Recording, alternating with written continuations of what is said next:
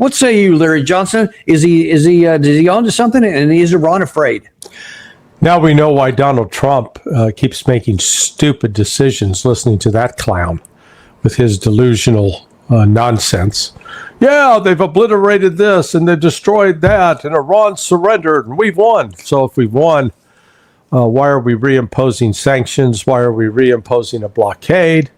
Why are we conducting nightly raids, that's all I call these strikes on Iran, with weapons that we're running out of? It makes absolutely no sense. This administration is so lost. They couldn't find their way home if you tied a rope to them and tried to pull them in that direction. And you know what there's a couple of things at play here, Larry. Tell me kind of where you are on this, because there's on the one hand the possibility that we're just incompetent at the presidential level, Secretary of State, Secretary of War, and we just have no idea what we're doing. And so we had this MOU signed because out of necessity, President Trump said on June 17th that, hey, we could be headed to a depression if we don't get this fixed, and our strategic petroleum reserves run out. So he seemed to understand it then. And then within days, all of a sudden, we start taking action like adding in a southern passage through the Strait of Hormuz with the Omani corridor, which was not anywhere close to being mentioned in the SOU. And the Strait of Hormuz was starting to open up. It had gotten up to about a third of its normal traffic, and it looks like it was going to be heading on. We gave them 60 days to figure all this stuff out, and then that's when we were supposed to do some other stuff. But instead, we started firing at them, which, of course, caused the strait to close back down, and the traffic has come to near anything. So either we're really incompetent, or we actually didn't want this to lead to a ceasefire in the first place. Which way do you come down on? Yeah, I'm leaning towards the incompetence. If you look at how we're engaging right now, we're trying, and the stated mission from CENTCOM is to degrade Iran's ability to attack ships that are trying to transit the Strait of Hormuz. Now, under the MOU, as I think we've discussed previously, paragraph 5 dealt specifically with the Strait of Hormuz. That paragraph 5 identified that Iran, and only Iran, no other country, had the responsibility for ensuring the safe passage of ships through the Strait of Hormuz.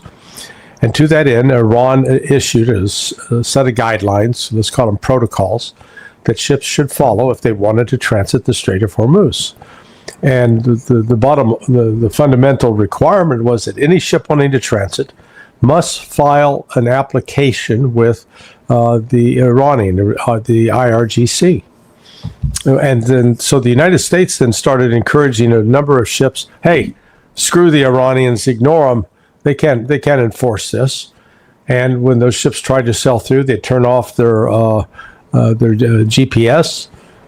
Iran started attacking them, as they had said they would. They said specifically in the protocols, any ship that is not compliant with this will be subject to use of force. So Iran did that. Well, now we're in a situation where the strait is closed. There are a few ships going out, but they're going out through the Iranian lane, and they are complying with Iran's protocols.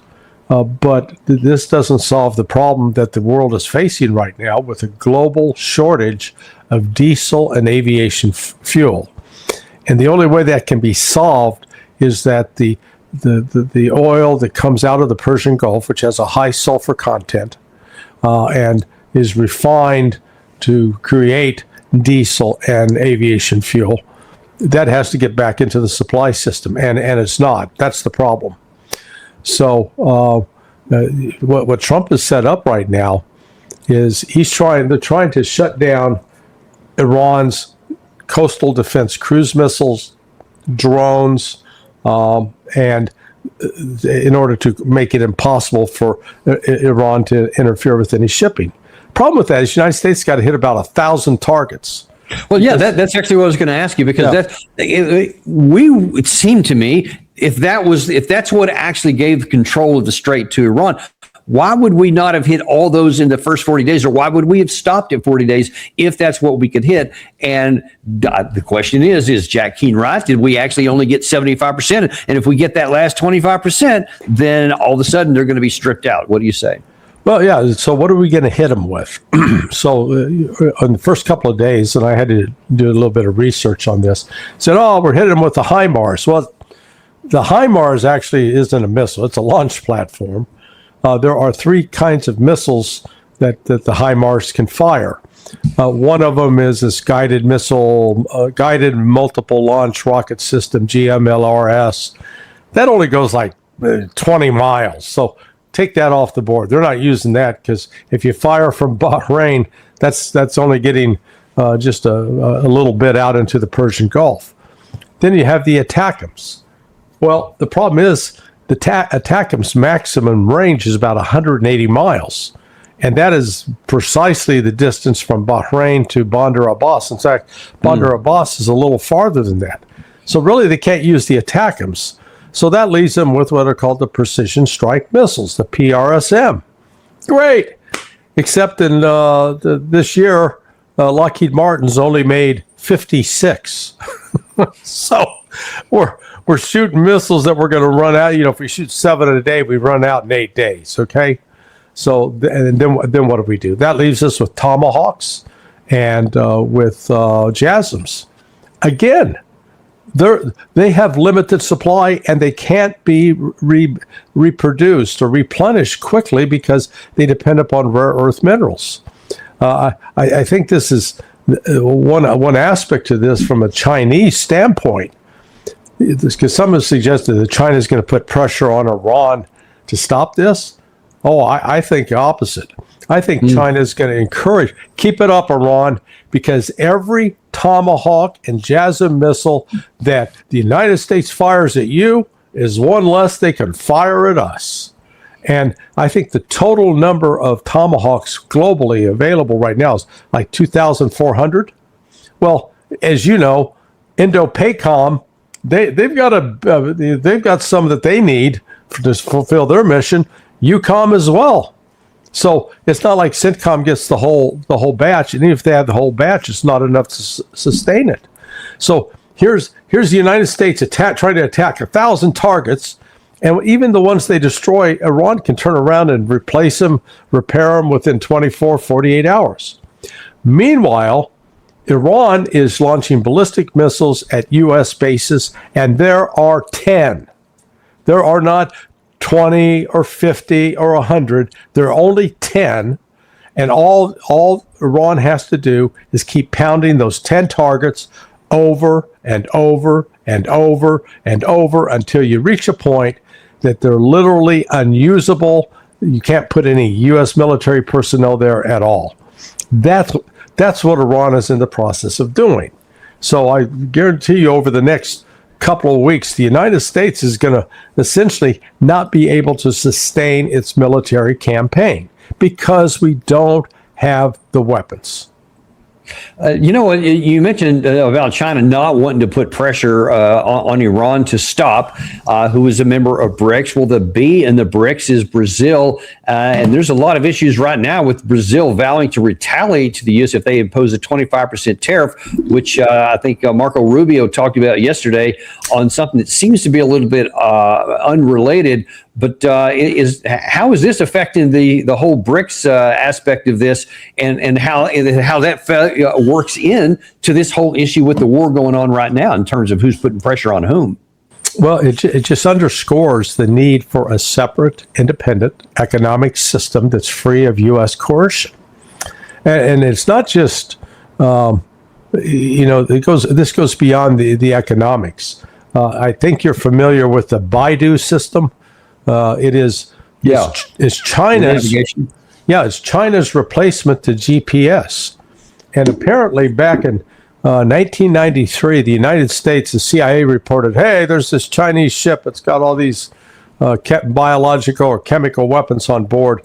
And so the U.S. literally turned off the GPS so that ship couldn't go anywhere. And so what effect did that have on the Chinese? The Chinese says, well, damn that. That's not going to happen again. So they created their own system, the Baidu. It is like GPS, except it's under the control of the Chinese. U.S. has no control over it whatsoever.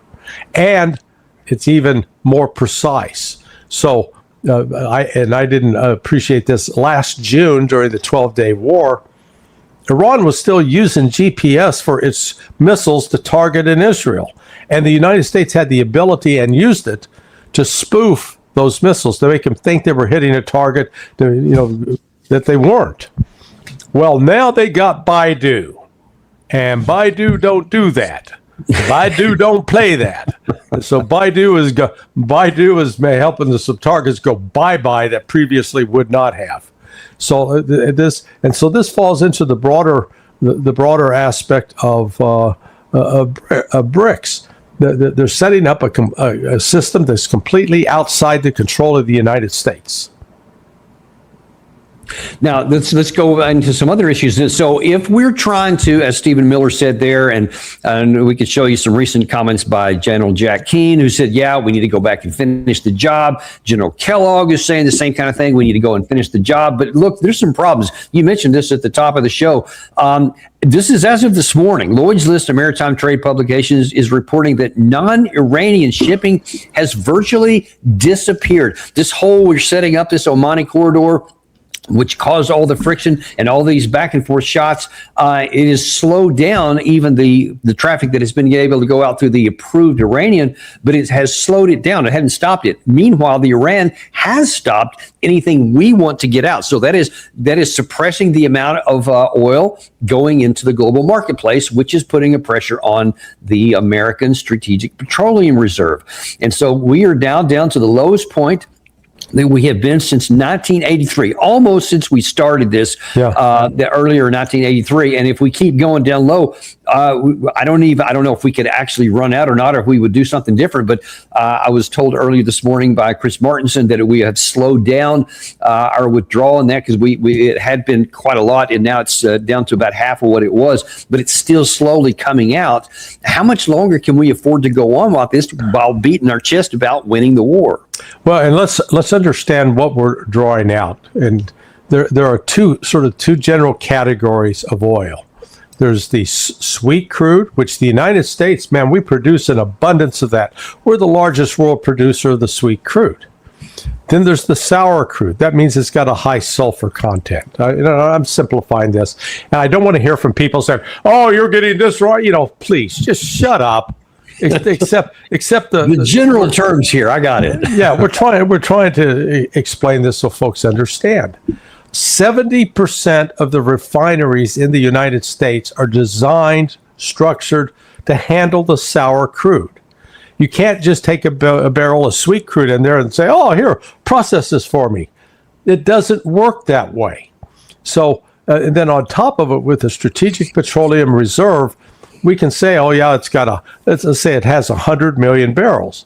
The problem is you got to keep about 20% of that. In other words, 20 million barrels as opposed to 100 million. 20 million barrels have to stay in there untouched, because the storage systems are salt caverns, and if you draw it down below a certain level, and the way you draw it down is you have to pump water into it to get the oil to the surface.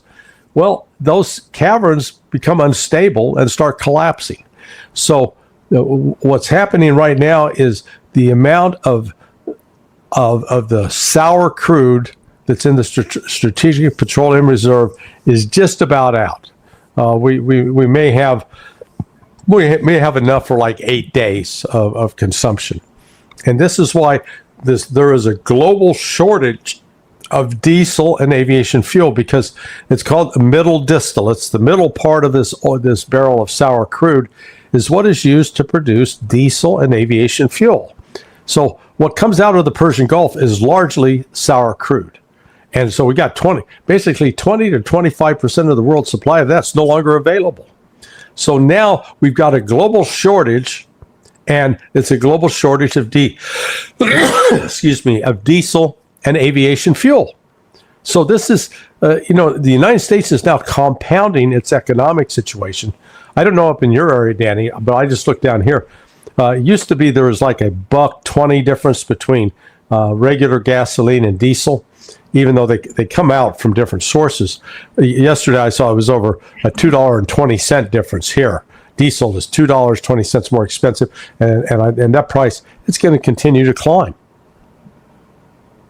And talk about the difference in price, because this is another thing. One of the big problems is that we see President Trump has been really good about always using his ability to suppress the price of oil, because remember, it got up to like 119 or so, and then went down to, now it's, you see this is a live ticker here, it's 79 up to 80 or so at the morning. That's what the paper price is. Let me show you what the actual price is if you're actually buying a barrel of oil somewhere. This is live also. It's $120 a barrel. That's what it actually costs to get a barrel of oil into a tanker to go somewhere to turn into gasoline to go in your tank, which is why the numbers keep high.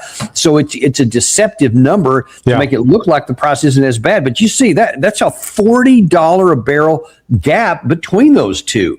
And the one that's reality is the one that is in your pocketbook, and that is what's being hidden from us. And then when you add into the fact that